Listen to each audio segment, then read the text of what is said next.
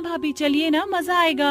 अब पलक अपनी सास और नंद के साथ फल के बाग में आती है, जहाँ पर कई तरह के फल, आम, अंगूर, अमरूद, लीची, इमली, सेब, गन्ने लगे होते हैं।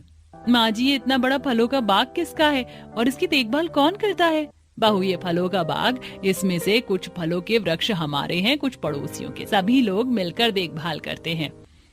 माँ जी, मुझे बहुत तेज गर्मी लग रही है और थोड़ी भूख भी लग रही है। अच्छा भाभी, आप पेड़ की छांव में बैठ जाइए और ये लीजिए लीची, ये लीची खाइए, इससे आपकी भूख भी मिट जाएगी। पापा कहते थे मेरा ससुराल बहुत अमीर है, लाखों में खेलता है, और यहाँ मेरे ससुराल वालों को उनके बाग और फलों से फुर्सत ही नहीं मिल रही है। खाने को भी ये लीची दिया है, इससे भला कहीं पेट भरता है? फलों के बाग में बैठी पलक लीची को खा रही होती है, तभी उसकी सास गीतांजलि अपने सर पर एक फलों से भरी टोकरी लेकर आती है और कहती है, बहू, अब जब तू बाग में आ ही गई है तो एक काम करिए, फलों की टोकरी उठाने में हमारी थोड़ी मदद कर दे। आपका दिमाग खराब हो गया क्या? भला मैं क्यों उठाऊं इस फलों की टोकरी को अपने सर पर? और अगर इतना ही फलों के बाग का शौक है तो फल उठाने के लिए वर्कर क्यों नहीं रख लेते हैं आप लोग? बहू, आज उठा ले, आज फल ज्यादा गिरे हैं, इतना मैं और ईशु अकेले नहीं उठा पाएंगे। अब गुस्से में पलक अपने सर पर फलों की टोकरी लाकर घर में रखती है।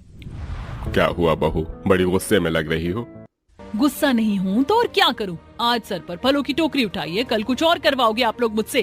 अरे रईस घर की लड़की हूँ, अगर पहले पता होता ना कि इस तरह इस गंवार फैमिली में रहना होगा तो मैं कभी शादी ही नहीं करती। अच्छा बहू, गलती हो गई, गुस्सा थूक दो। और गीतांजलि, तुमने क्यों बहू से फलों की टोकरी उठवाई? तो क्या हो गया, फलों के बाग में इसका ससुराल है, थोड़े फलों से जुड़े काम कर लेगी तो कुछ हो थोड़ी ना जाएगा। सास की बातें सुनकर पैर पटकती हुई पलक अपने कमरे में चली जाती है। अगले दिन सुबह गीतांजलि फिर अपनी बहू से कहती है, बहू, फलों के बाग में चल, तेरी नंद की तबीयत ठीक नहीं है, वो ज्यादा मदद नहीं कर पाएगी मेरी।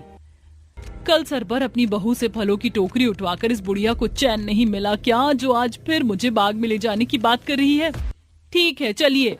पलक फिर अपनी सास और नंद के साथ फलों के बाग में आती है, जहाँ गीतांजलि गिरे हुए फलों को टोकरी में भरती है, पेड़ों में कीटनाशक दवाइयाँ डालती है। अच्छा बहू सुन, मैंने फलों के पेड़ों में ये कीटनाशक दवाइयाँ डाल दी हैं, और तू अब यहाँ रखे इस गोबर को अपने हाथ से थोड़ा मथ दे, ताकि इस खाद को मैं फलों के पेड़ में डाल सकूं।